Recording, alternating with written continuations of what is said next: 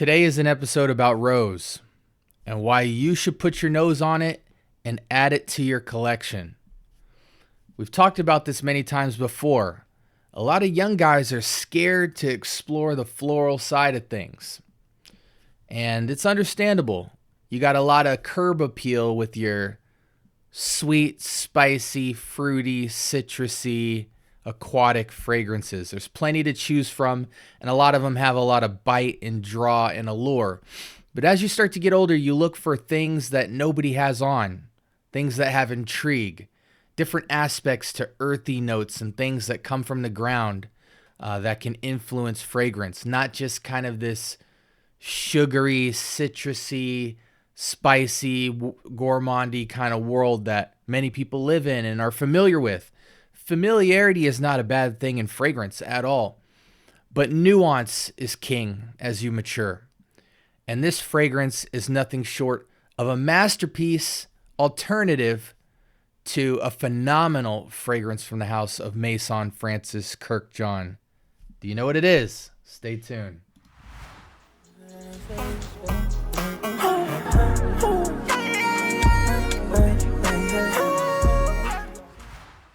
All right, welcome to the Scent Bubble. I am your host for the afternoon.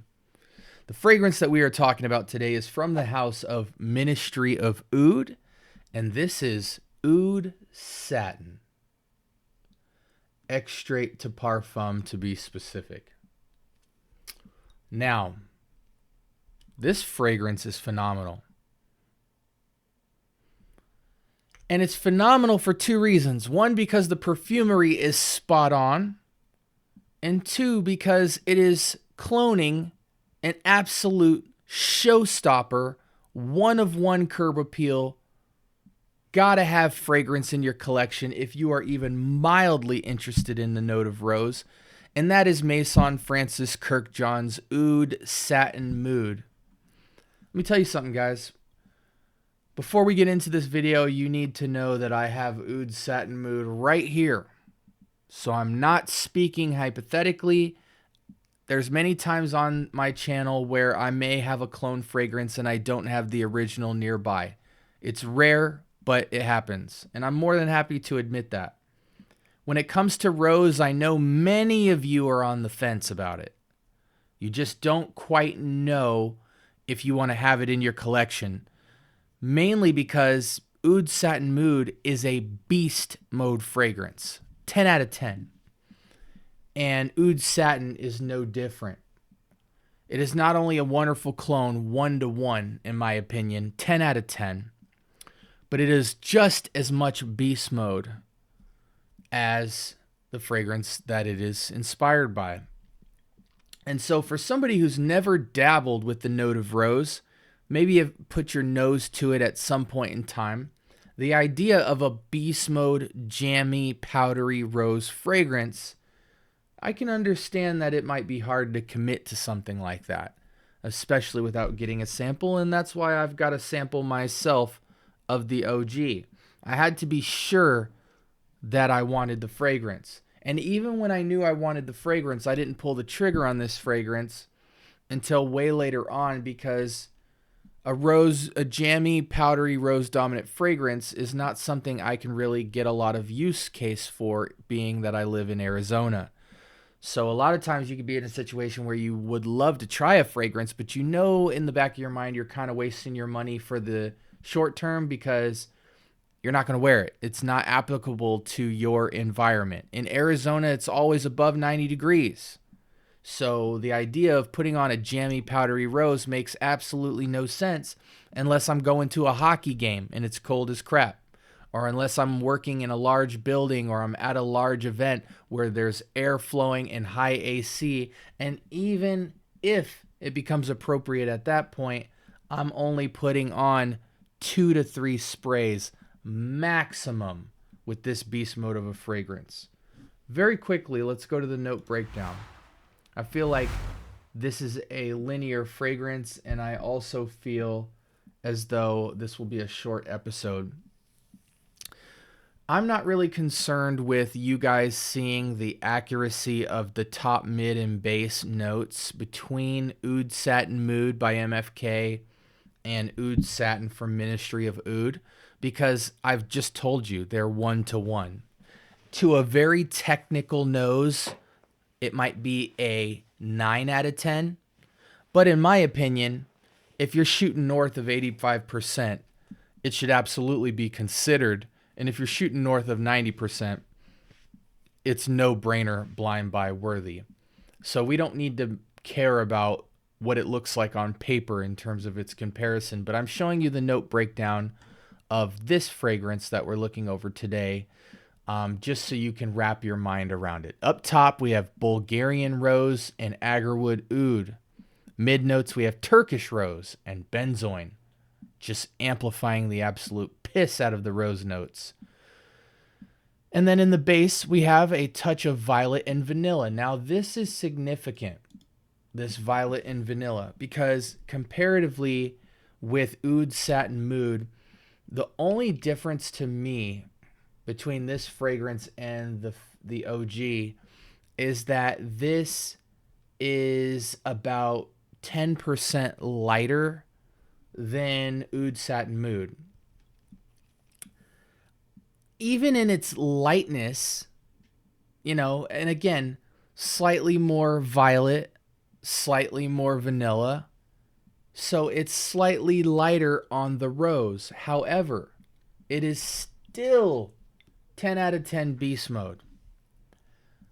Don't ask me how this fragrance can be slightly lighter than the original and still be a 10 out of 10 beast mode.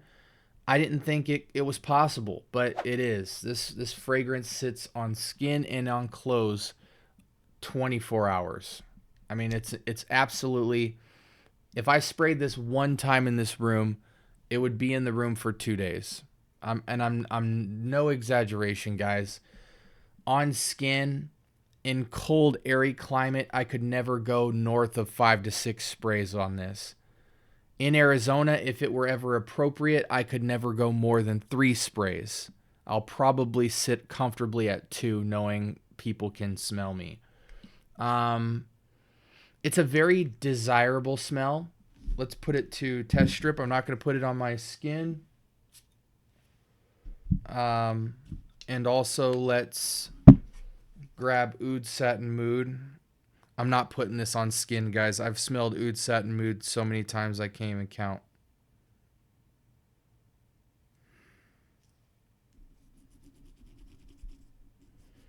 Oud Satin Mood is fresher on the rose, but it's still powdery, maybe slightly less jammy than the Ministry of Oud's Oud Satin. So a little bit slightly fresher, slightly crisper, whereas Oud Satin is more,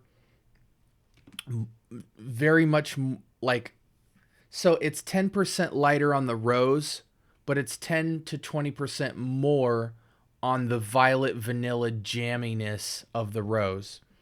So where Oud Satin Mood kind of just takes off and maintains its status as an OG is just in the ability to be a beast mode fragrance, but to still maintain such a freshness and a crispness to the pungency, which just makes it so sophisticated.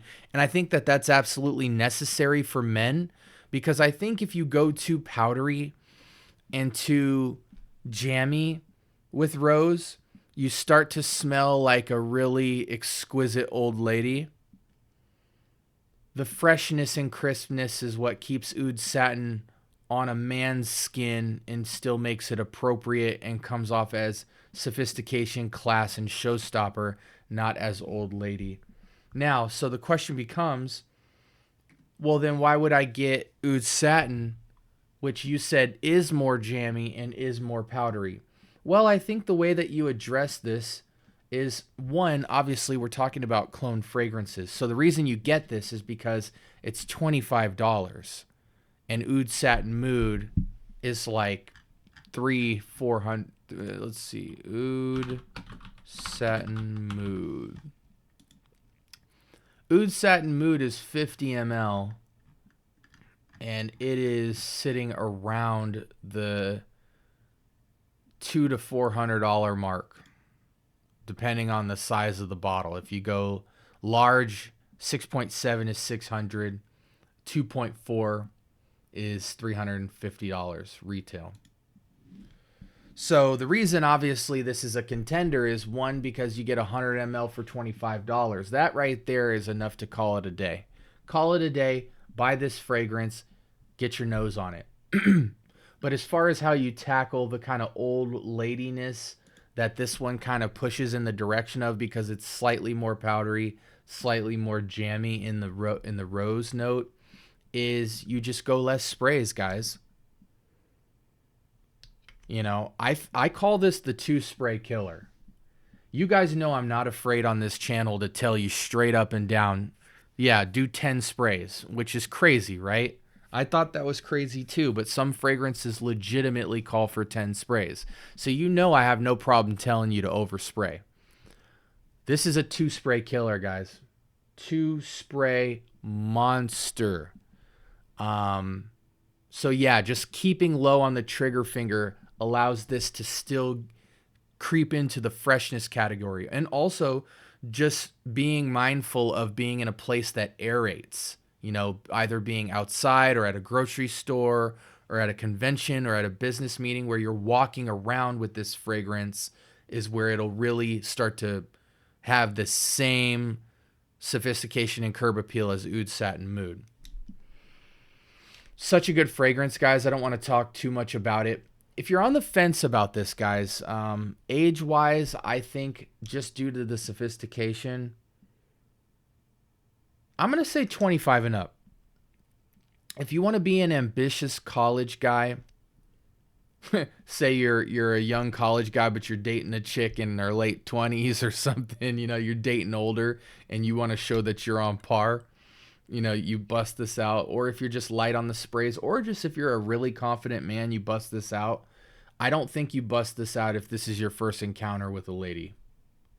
You know what I mean? It's just, unless you are just so confident and through the roof, like you love being so different. This is something you bust out on night 2 or 3, or just with your girl who you've been with forever. You go out and you turn heads and you say, hey, this is me and my girl. This is us. And you just really have a lot of standout power. This belongs in your collection because I don't know of any other rose fragrance that isn't leaning more on the freshy side that belongs in your collection, that can really sit in a man's collection. This is power. This is strength. This is uniqueness. This is sophistication. Occasions here, romance, semi-formal and up. It cannot go below that, guys. It's too rich. It's too sophisticated. It's too complicated, right? Semi-formal and up. I almost want to say this is date night only, but if you're a bachelor, you know what I'm saying, and you're out on the hunt, yeah, you put this on. If you're in a business attire, in a business environment, and you don't want to just be safe all the time, maybe layer this. Put 1 spray of this on something neutral and watch it just pop. Maybe you just put it on the skin, cover it up with clothes, and then you put your normal business, you know, Aventus on, or your, I don't think Aventus would go with this well, but maybe on like a Cedrat Boisé or something like that, you might throw 1 spray of this underneath, or like an Amorous. You know, I could definitely think of a bunch of combos where I might just put 1 touch on that in the business setting. You don't normally want to be this sweet in the business setting, but I think there are some suit and tie occasions, some bachelory occasions where this would make a whole lot of sense. But this seems to me like a romance category fragrance. Dates, you know, semi-formal occasions, showstopper nights. Don't wear this a lot. You know, bust this out and make people say, oh man, I miss him with that fragrance. You know what I'm saying? Projection, longevity, sillage is just crazy. However long you need it to last, it'll last. It projects like insanity. sillage, it fills the room. This is, I almost want to say this is times 2 of anything that Assad or what's another beast mode fragrance in here, or like Dior Homme Intense. This is blowing all those out of the water. Even the clone, not just the OG. Even the clone is blowing those out of the water. For everything's 10 out of 10. Okay. We've hit the 15-minute mark. I honestly don't know how, but yeah, this is just going to be one of those very rare fragrances you keep in your collection. If you're in cold weather, you bust this out a lot more, obviously, because it can shine, right? Chill on the trigger finger. You know, I truly believe when you smell. Here's another aspect of this. When you get this fragrance, guys, let it macerate, because it might come off so strong and jammy at first, similar to vintage radio, which we'll cover shortly. Go outside, spray this about 2-3 times in the air. Next day, maybe spray it once. Get some air running through this fragrance and let it settle. And this is just going to be an absolute masterpiece for your collection. Special occasion fragrance, showstopper fragrance. Incredible for the value. And it is Oud Satin Mood. Again, like I said, the only difference is Oud Satin Mood sits a little bit fresher in terms of like its airiness, while still being a beast mode fragrance. Surprisingly, leans more on the rose. This is still rose heavy and rose dominant, but then it's backed by powder, vanilla, and like jam. You know what I'm saying? So, but both still Oud Satin Mood. You know what I'm saying? 9 out of 10 at the very lowest of scores. Incredible, best alternative in my opinion to Oud Satin Mood for a bargain. Do you guys have this fragrance? Do you agree with me? Let me know in the comments what you think. We appreciate all of the interaction from you guys, and I'm still just trying to keep it going, keep the consistency. That's what it's about. Sharing my passion for fragrance with you guys, and then just talking about it with you guys, because I can tell by a lot of the questions you guys ask in the comments, we're all on similar areas in our journey, and we're all just trying to learn and grow and have a genuine interest about things that we haven't put our nose to, and just this whole world of fragrance. So I appreciate you guys for rocking with me. Final thoughts: certified banger, guys. Certified banger. If you're in hot weather like me, I would still get the fragrance. That's just me, guys. Let's call it a day. Love y'all. Have a blessed week. I'll talk to you soon. Hey, like, comment, and subscribe. Most importantly, click that notification bell so you can see the episode that drops every morning. And you are rocking with me in the scent bubble. Appreciate all you guys. Be blessed. Peace.